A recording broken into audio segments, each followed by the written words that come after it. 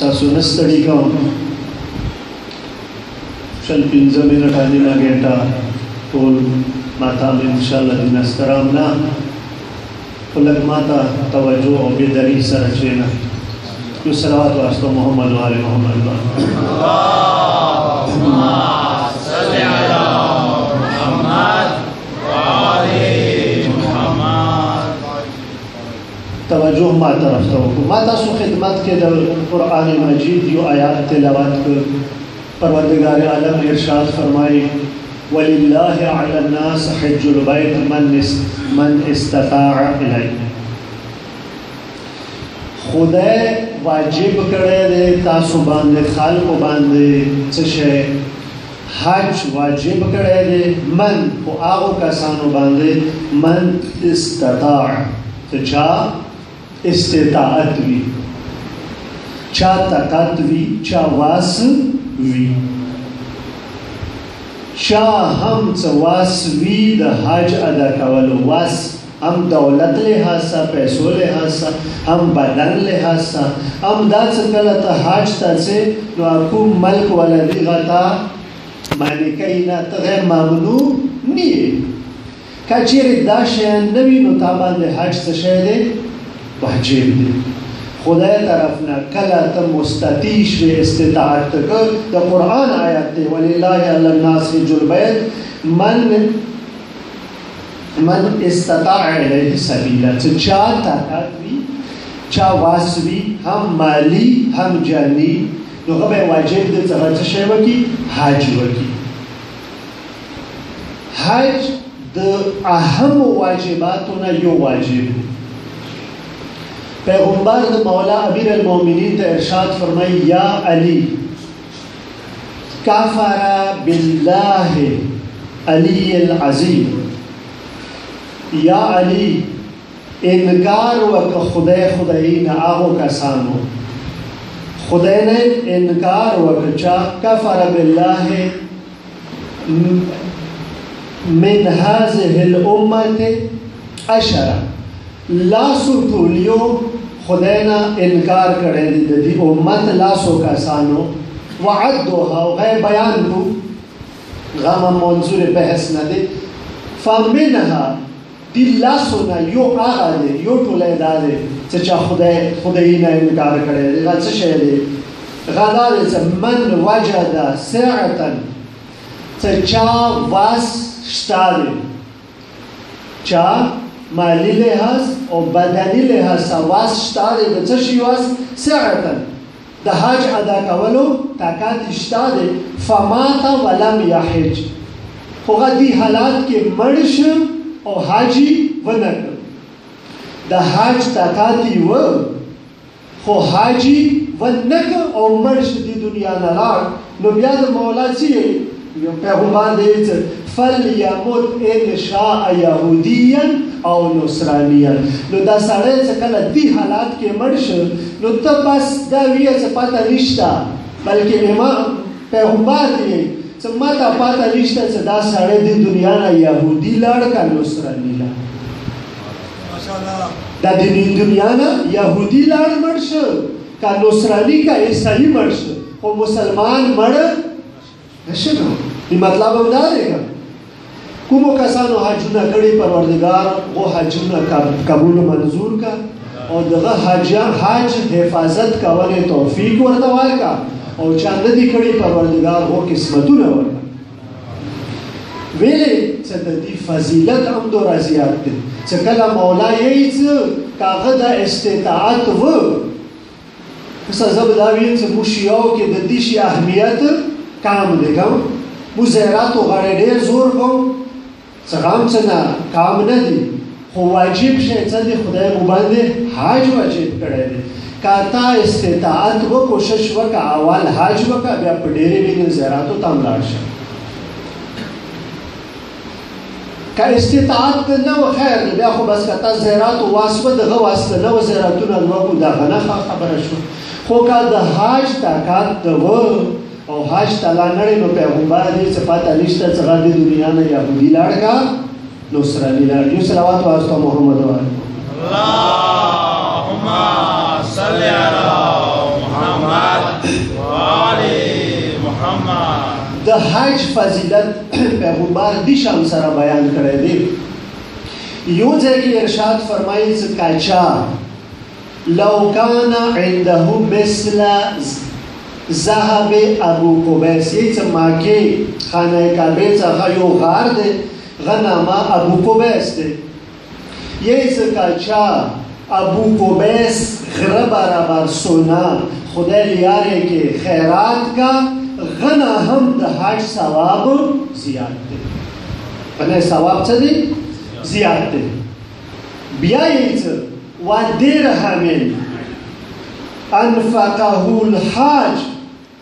هغه یو درهم چې هغه حاجي کله حج ته ځي یو درهم خرج کړي خرج کوي خو به ډېر کم خو ایو څه کوم خرج کړي هغه یو ثواب دوره دی لکه یعدل الف درهم فی سبیل الله لکه هغه یوه درهم په ځای هغه 2000 درهم خدای لیاره کې خیرات کړي یوه درهم په ځای څومره بدل ورکوي 2000 لکه هغه 2000 درهم خدای لیاره کې خیرات کړي یوه درهم په ځای که بیا چا 100 درهم ورکړي وي حاجي کړی وي راغلی وي نو بیا ورته 2000 کې ضرب ورکړه دا موته زیات به یې خدای ته دا شونه زیات نه دي خو بیا ولې خو نه وګه یو بلند واسه صلوات وارستو اللهم صل علی محمد بیا ورسه ارشاد فرمایي والحجة عنده حج خدای په نزدې خیر من بیت مملوء ذهبا یې خدای څخه د حج بهتر دی هغه کور نه چې هغه سونې نه ډاک وي او هغه ته خدای لیاره کې خرج هغه کور چې هغه سونې نه ډاک وي هغه ته خدای لیاره کې خرج کړي بلکې بیا ورځي چې نه کور نه پیغمبر دی لا بل من الدنیا ذهبا و فضة بلکې یې چې کچېرې د دنیا هغه سرو زرو سپینو زرو نه ډاکه کي او دغه خدای لیاره کې ورکړي دینه هم دغه یو حج فضیلت زیات دی ماشاءالله ماشاءالله یو حج فضیلت زیات دی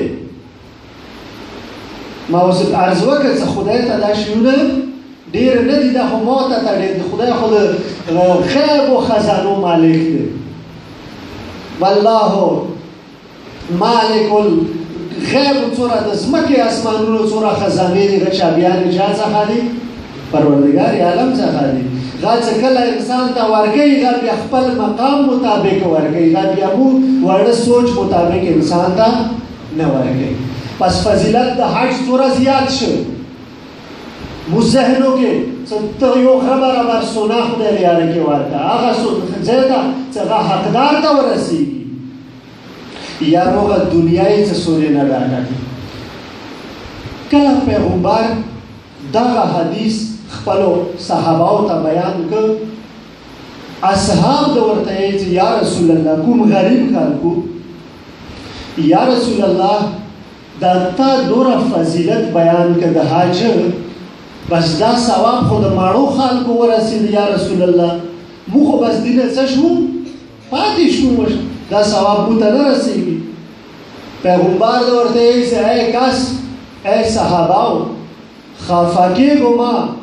خدای تاسو 500 داسې عملونه راستولی دي چې غذا که تاسو غا وکړو نو دغه ثواب تاسو ته دوره دی لکه تاسو حج کړی وي ښه یا رسول الله څه شی دي دا یو صلوات واستو محمد و آل محمد اللهم صل علی محمد و آل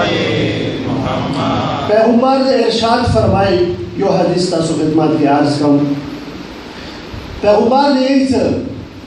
ټولو نه اول هغه شی چې هغه ثواب حج نه زیات دی درې شیونه بیان کړي دي پهلا شی لقضاء حاجة امرئ مؤمن اے صحاباو که تاسو مالدار نیو غریبان نیو پیسې در څخه دوره نشته چې لاړ شو حج ته نو بله وکړو د یو غریب مؤمن مشکل حل کو، د یو غریب مؤمن حاجات گرفتاری و مشکل حل کا، نو افضل من 10 الحجیج، د یو مؤمن ضرورت پورا کولو ثواب دورا دی لکه تا 10 ځلې حج کړی. یو غریب سره بیمار دی، ډاکټر ورته اپریشن لیکلی دی، غواس نشته دی څه وکړي، تا ورسه لاس وکړه، بل ورسه وکړه، بل ورسه وکړه، بل ورسه وکړه، پیسې پورا شوې، غریب څه شی وکړو، اپریشن یې وکړه، بیماري لاړه شوه، لاړه، صحت ورته میلاو شو، تا دې په ضرورت پورا کړ. یقین وساته تا صرف 15,000 10,000 نه دي ورکړي، تا ثواب دوره دی لکه 10 قبول حج ده کړی. دا یو ضرورت ما پورا کړو. که څو معاشره کې څومره مؤمنان ضرورتمند دي، بلکې یو سړي ته که هغه غمجان دی، ته ورته ده چې ډاډه خبره وکړه، ساره هم پیسې څه مه ورکوه، ته چې ډاډه خبره وکړه چې هغه په ته زړه ډاډه کړې، دا هم ده چې دی لکه تا هغه ضرورت پوره کړی. او دا ده چې ونه ګڼې څه کسه تا خبره وکړه بس لاړه هوا کې، نه نه، خدای څخه بوله وړوکې وړوکې اعمال هغه څخه لیکلی شي، هغه څخه محفوظ دی. پس که ایمه غریب کس، غریب مومن، غا مومن وی یا مومنه وی، غا ضرورت تا پورا کر، دا وړوکې شی ما ګڼه که یو کس تا څخه راشي، تا نه څه وغواړي، ته الټا خبره وکړې، ته ویه څه پروردګاره شکر دی چې تا ما ته دومره وس راکړې چې ما په ذریعې د دې غریب کس مدد وکړه. ورکوونه یې خو خدای دی کوم. ته یقین وساته خدای قرآن کې من یقرض الله قرضا حسنا، چا خدای ته 1 روپۍ قرضه ورکړه فله 10 امثالها، هغه قرآن کې د خدای څه زغه په لاستو ورنه ورکړه. خو که موږ چې د قرآن به ایمان وي نو عارف بو دا یقین، که ایمان به نه وي نو بیا به مو ایمان کمزوره وي، بیا به مو مدد نه کوو. دا غریب ته چې ته کومې پیسې ورکړې، حقیقت کې دا ته خدای ته قرض ورکړې. چې کله ته خدای ته قرض ورکړې نو یقین وساته چې هغه په لاستو خدای ته ته درکړي. دا پیله شی شي. دویم څه شی دی؟ پیغمبر دی ورته یې څه، ای د ما اصحابو حج فقراء امتی الصلاة الجمعه، د ما د امت غریبانو حج د جمعې ورځې لمونځ. جمعې ورځې جامع لمانځه ته ځه، جمعې لمانځه کې شرکت کوه. که ته غریب بې طاقت د نه وي څه حج ته لاړ شې، خدای تا ته د جمعې ورځې لمانځه بدل یوه حج ثواب برابر کړي. بر محمد و اهل بیت محمد بلندتر صلوات. اللهم صل علی محمد و آل محمد. یوه جمعې منځه برابر، یوه جمعې منځه بدل کې خدای څومره درکوي؟ حج برابر ثواب درکوي. پس د جمعې ورځې جامع لمونځ وړوکی ما ګڼه، ځکه یو حدیث کې دي که څوک مسلسل 40 ورځې دغه لمونځ ونه کړي نو هغه دپاره دا ډېره بده خبره ده. کم از کم 40 ورځو کې یو لمونځ خامخا جمعې کوه. که طاقت دغه وي، وخت درڅخه وي، فرصت پیدا وکړه چې هره جمعه کوه، چې هره جمعه کې تا ته د یو حج برابر ثواب پروردګار عالم نامه اعمال کې لیکي. درېیم د ورته چې پیغمبر تان خونیم شوی نو ماشاءالله. درېیم د ورته چې پیغمبر د ورته یې څه، ای د ما اصحابو که څوک خپل مور و پلار ته،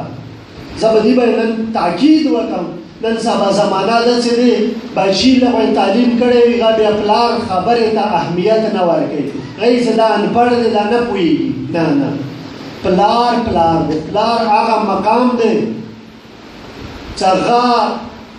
یو پیغمبر هم وي، خو هغه د خپل پلار چې هغه پیغمبر نه وي داسې احترام کوي لکه غیر مشر وي. ولې د پلار اهمیت ډېر زیات دی. پیغمبر د ارشاد فرمایي څه دی؟ قال رسول الله ما من ولد، هر هغه بچه بار ینظر الی والدیه چې هغه خپل مور او پلار ته مینې سره سترګې وغړوي. توجه مو شته؟ هر هغه بچی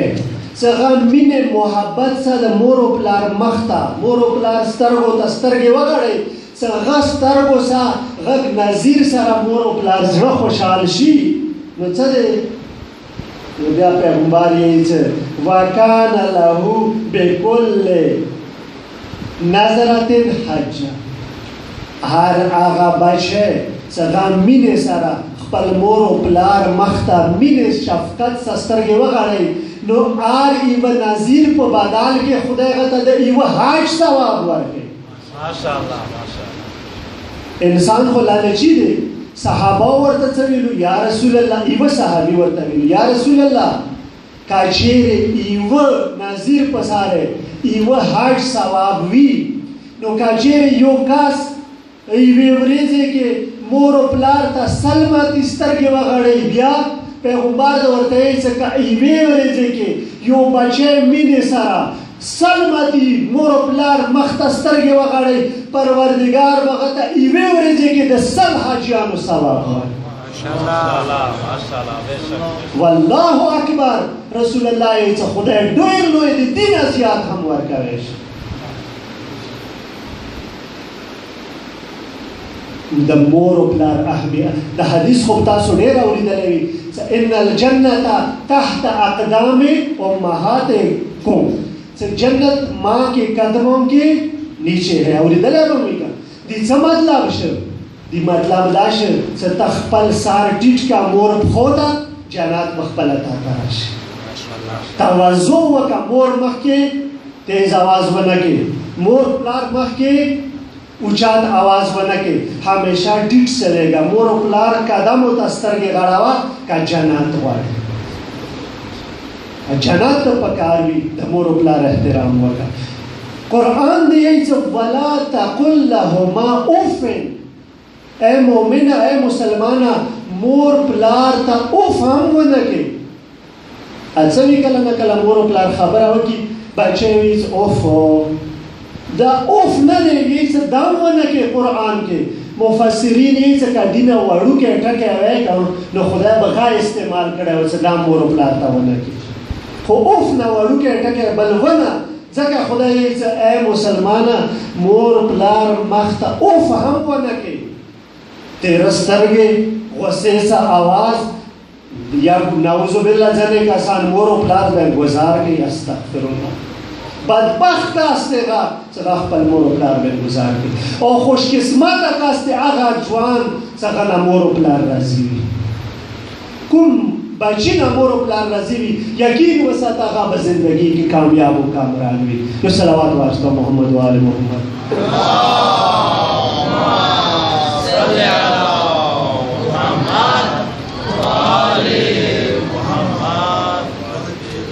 د مور او پلار مقام حواله سره لکه آیات ما عرض کړ وقل لهما ولا تقل لهما اف ولا تنهرهما. یې هم اوف ورته ونه کړي مور او پلار ته او هغه په مخ کې اوچات اواز سره خبرې ونه کړي. ولا تنهرهما وقل لهما قولا کریما. هغه مخکې ډېر نرمۍ سره خبرې کوه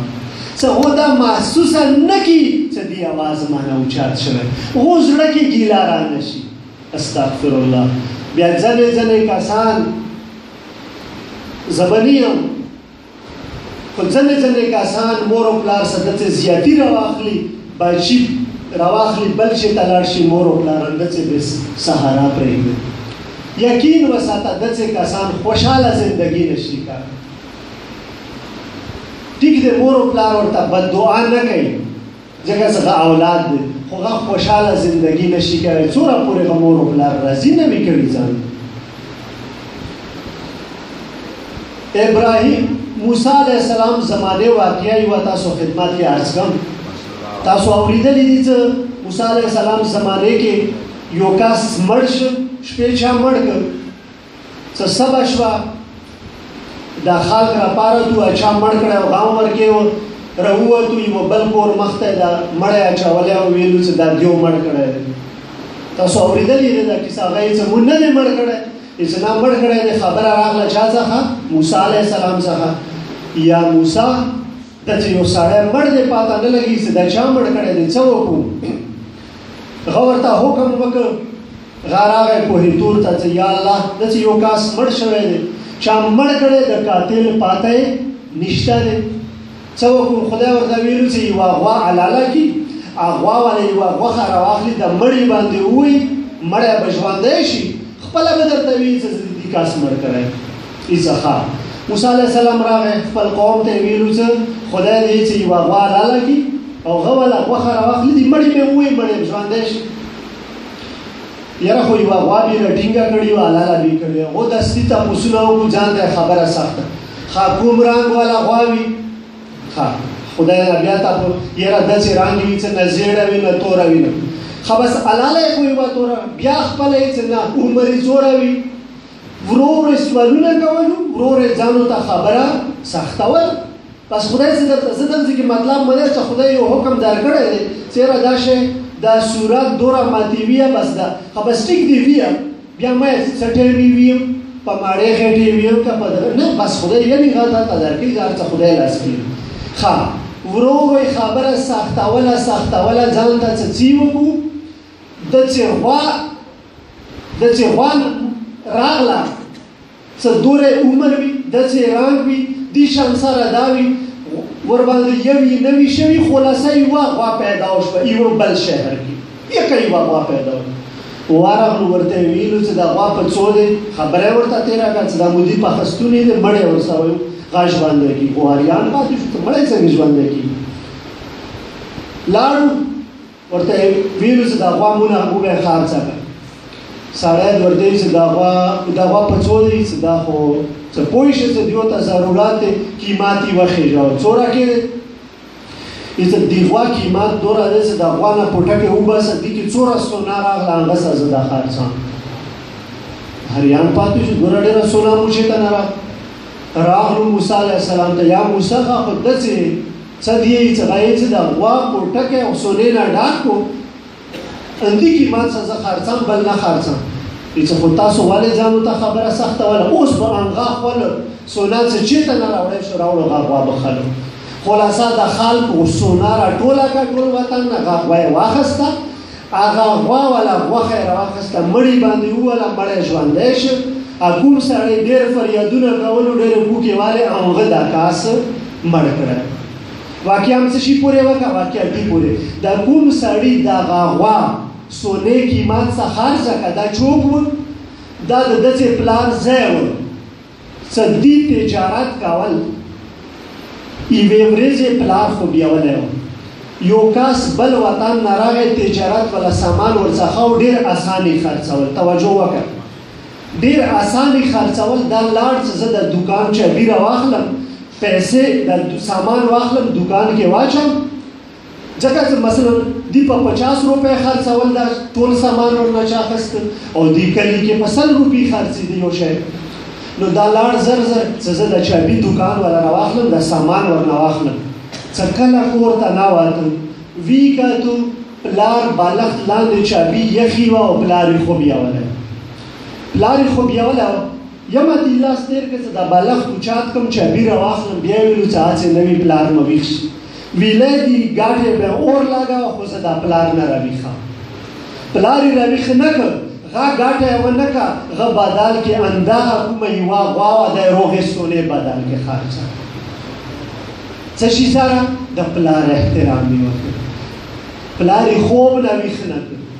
موږ کله لګیا وو پلاران مو خو بیولي دی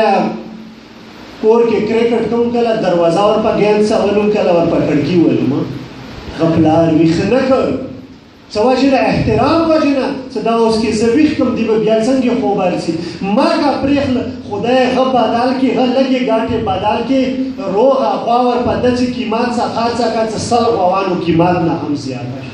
صلوات ورسته محمد اللهم صل علی محمد